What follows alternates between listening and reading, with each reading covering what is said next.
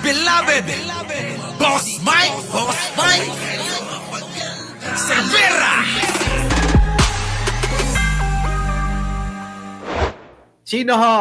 Ang nagbunyag dito sa mga 500, itong bank accounts ng mag-amang Duterte. Sino po? Rodrigo Duterte tsaka si Sara Duterte. And po sila. Ito po yon mga kababayan ha. Mumunting kaalaman po sa bangko, kapag ka naka-end, hindi mo maiwi-withdraw mag-isa. Tama, no? Kapag ka po naka-end ang inyong account, yan po, tulad ni Rodrigo at ni Sara, mag-amang Duterte, end sila. Hindi mo pwedeng i-withdraw lang yan mag-isa. Kailangan may pahintulot nung ka-end mo, mga kababayan ko. No? O kaya, mga kababayan ko, kailangan sabay kayong dalawa na pumunta ng bangko. Ganon. Ito ngayon, mga kababayan, hindi nyo ba napapansin? Oo. Ayan, o. Oh.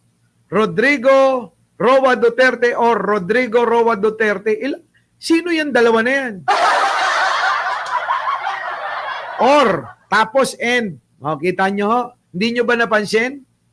May kakaiba rito eh. Ayan o, Rodrigo Roa Duterte or Rodrigo Roa Duterte. Ibig sabihin, dalawa ba ang Rodrigo Duterte? Nakuha nyo? Pero, pwede, alin sa dalawa yan? Rodrigo Roa Duterte o Rodrigo Roa Duterte na isa? Ngayon, alin sa dalawa, pwede. Pwede.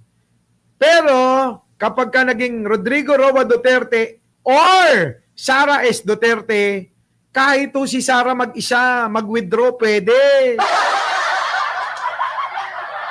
Tama kasi or kahit sino, either sa dalawa, Rodrigo or Sara. Pero kailangan pag nag-end, dalawa sila and dalawa sila niyan. Kailangan pumunta.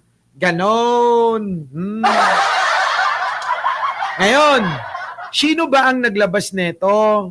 Di po ba si Senator Trillanes na dati-dati nyo ho kinaiinisan gawa ng marami daw hong ginagawa ito na mga tarantaduhan, di ba? Ito na. Pasok! Doon sa impeachment case. Because ang impeachment is an exemption doon sa bank secrecy law. Pwede kayong kumuha ng dokumento ng the banks can provide the documents just like what happened way back, sir. Yes. Kaya, Yan tama si Viper. It means Rodrigo Duterte can withdraw alone or Rodrigo, yung isa pang Rodrigo Duterte. Pwedeng sa kanila. Pero, hindi. Ang ibig sabihin nun, it means yung Rodrigo Duterte or either Rodrigo Duterte na isa, kailangan kadikit pa rin si Sara. Nakuha ninyo? Sa isang part kasi yan, dalawa. Sa isang part, dalawang Rodrigo Duterte. Sa isang kabilang part, si Sara Duterte, yung ka-end nila. So ngayon, mga kababayan ko, eto yan. Kahit na anong gawin netong dalawa't magtutuwad tong kambal na Duterte, kahit mag-88, mag-69 sila, hindi sila makakapag-withdraw na dalawa. Ganun po yun, mga kababayan ko, kahit na mag-88, mag-69 yung dalawang Rodrigo Duterte, hindi makaka-withdraw yan nang wala si Sara Duterte. Ganon, mga kababayan ko. Nakakasawa na magrelo. Sa inyo na kaya ito. Ayan. Diba? So ngayon, mga kababayan ko, ulitin ko, hindi pwede na itong dalawang Rodrigo Duterte lang na ito ang magwi-withdraw. Kailangan po kasama si Sara. Dating Pangulong Joseph Estrada, if I'm not mistaken. And Chief Justice Corona. Chief Justice Corona. So, dalawa ang pwede magbigay, the bank itself and AMLAC. So, exemption yan sa bank secrecy law. And the problem with Mr. Duterte is ginawa niyang joint account with Sara. Yeah, I was gonna go there because Yes. you're talking about the Yan former na. president Yes. and the impeachment is against the vice president. or Yan na, yan na, yan na. his daughter. So, joint account kasi siya. So, damay. Damay talaga.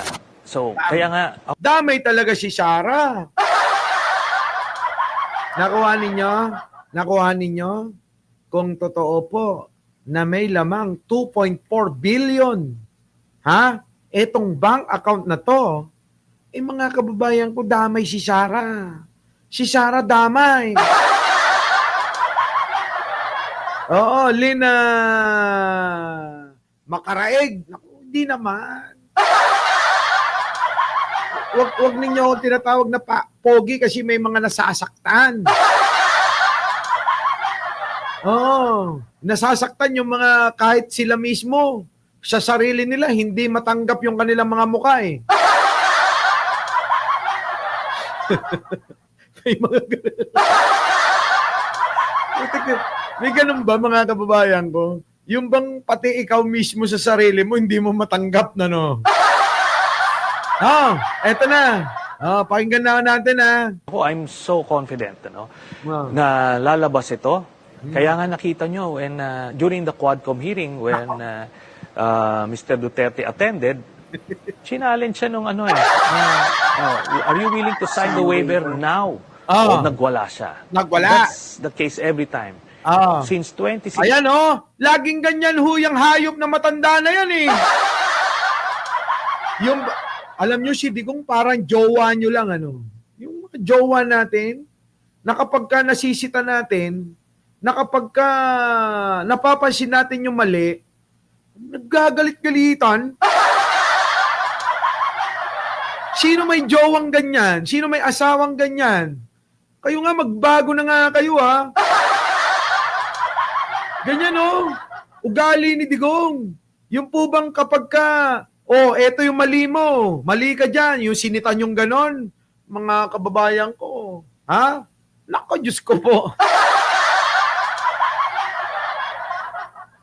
Mauungkat, mga kababayan, nung nagliligaw pa lang kayo. Pag sinitan nyo yan, sitayin nyo, uungkatin niya yung mga nung nanliligaw pa kayo. yung nasabi nyo noon na masarap yung luto ng ex nyo. Ay, nako, maniwala kayo sa akin, inuunahan niya ng galit. Ayan, parang si Digong. Diba? Inuunahan ng galit yung katotohanan na sinasabi natin. Diba? Yan, kapag nasisita, galit agad. Diba, no? Sino may asawang ganyan? May shotang ganyan? Yung masyadong defensive. Yung pag sinabi nyo, ayan ka na naman, ganyan. Diba? Sabi niyan, ikaw nga eh. Diba yung mo, yung ex mo, sabi mo ganito. Parang si Digong lang, mga kababayan ko eh.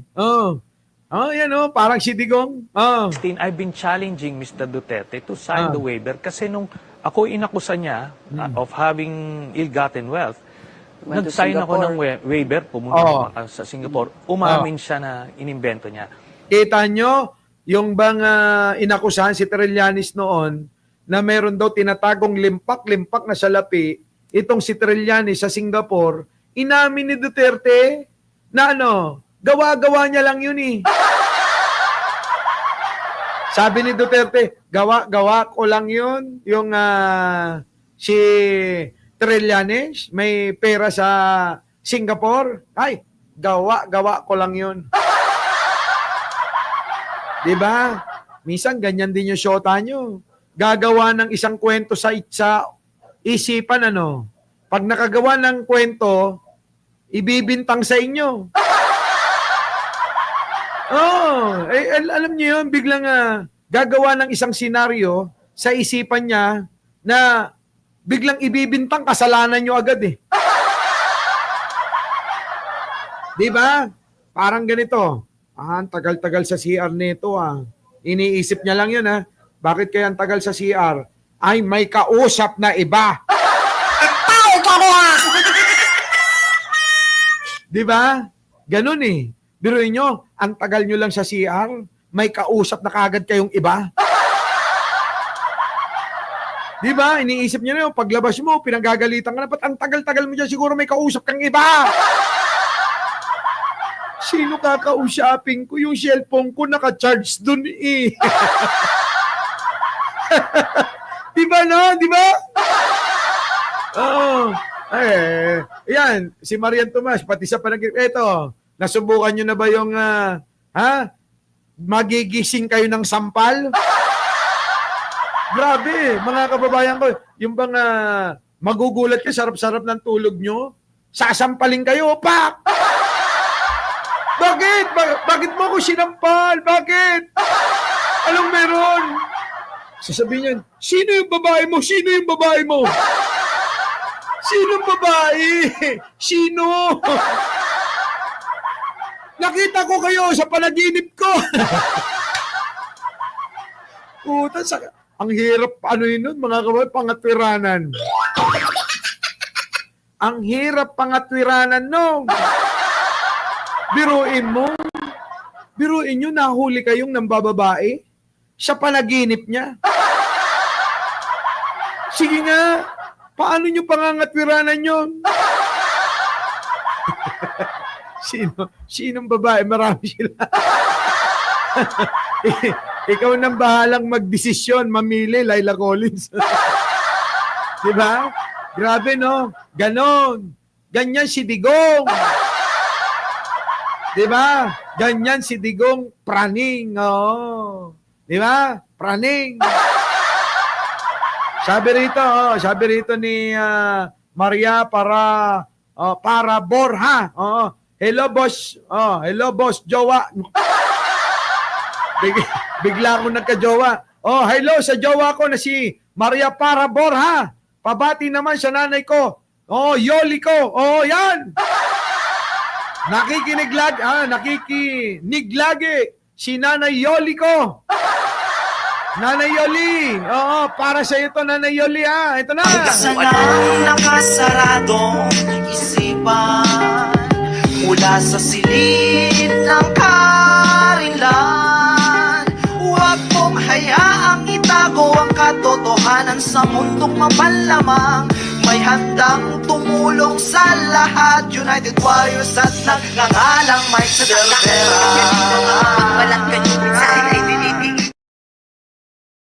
Oh. Nandito na yung kaibigan natin. Si Eye in the Sky, Chuy Choy. Oh, shout out sa kabayo na makukulong uli. Mamaya, diyan ka lang, tatalakayin ko na yung mga ebidensya natin, ha?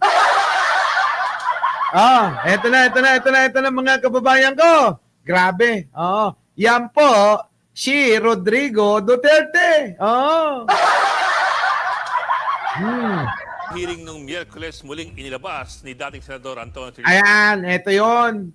Kaya mga kababayan, dapat lang talaga na imbestigahan ng Blue Ribbon Committee sa pamumuno po ni Senator Ping Lacson itong mga pera na ito. Kasi walang naglalakas ng loob eh. Diba? Emilia Supnut. Oo, apo na imbag nga bigat, malum, aldaw kada kayo amin, apo. Wala ho eh. Sige nga ho. Sino ho ang naglakas ng loob na imbestigahan ito pong bank account ng mga Duterte? Kahit to si Marcoleta nagbigay ba ng interest para imbestigahan yan? Wala naman di ba? Hindi yun. Walang ginawang ganon. Nakatutok lang yun, alam nyo? Oo. Na-safe si Jinggoy no? Dr. Alec Guerrero, nandyan ba? Ewan ko dyan. Eto na. Ayan yung kadugtong po. Nasana ituloy ni Senator Ping. Trillanes ang kanyang lista ng mga No. Sa Quadcom hearing nung Miyerkules, muling inilabas ni dating Senador Antonio Trillanes ang kanyang lista ng mga umunay secret bank accounts ni dating Pangulong Duterte. Ang mga accounts na ito ang talagang kinagalit ng dating Pangulo. Umambag Nako. pa siyang papaluin ng mikropono ang dating senador kung wala lamang namagitan. Ang sagot ni Trillanes, papasampal siya kay Duterte basta't pipirmahan na niya ngayon din ang bank secrecy waiver. Wala rin naman nangyari doon, puro lang, oo, sir. Ipipirma ko, ano kapalit, sir? Diba? May pa ganun-ganun si Dico. Oo, sir, pipirma ko. Ano kapalit? Ano kapalit, sir? Ano? May napala ba tayo? Wala. Ano, ha? Oo, ha? Dr. Aleco, alam mo na. Wala stick. Wala tayong napala dyan, kaya alam nyo, eto na ho, dito na ho magkakaalamanan eh. Baka nga ho mga kababayan, meron pong mga pinapasok na mga limpak-limpak na salapi. Ito nga daw di umanong, ha? Oo, di umano'y Shobetra ni Sara Duterte, mga kababayan ko. Ayan ho. Oo, hindi kaya ho, mga kababayan ko. Ito ho. Hindi kaya yung Sami Oy daw na asukal di papa ni Fiona, mga kababayan ko, doon po sa account na yung pumapasok yung mga milyon-milyones. Kaya ho, mga kababayan, abangan natin yan kung ano nga mangyayari. Kung itutuloy ba ni Ping Lacson na imbestigahan yan o ano man. Ano po? Our beloved Boss Mike Cervera.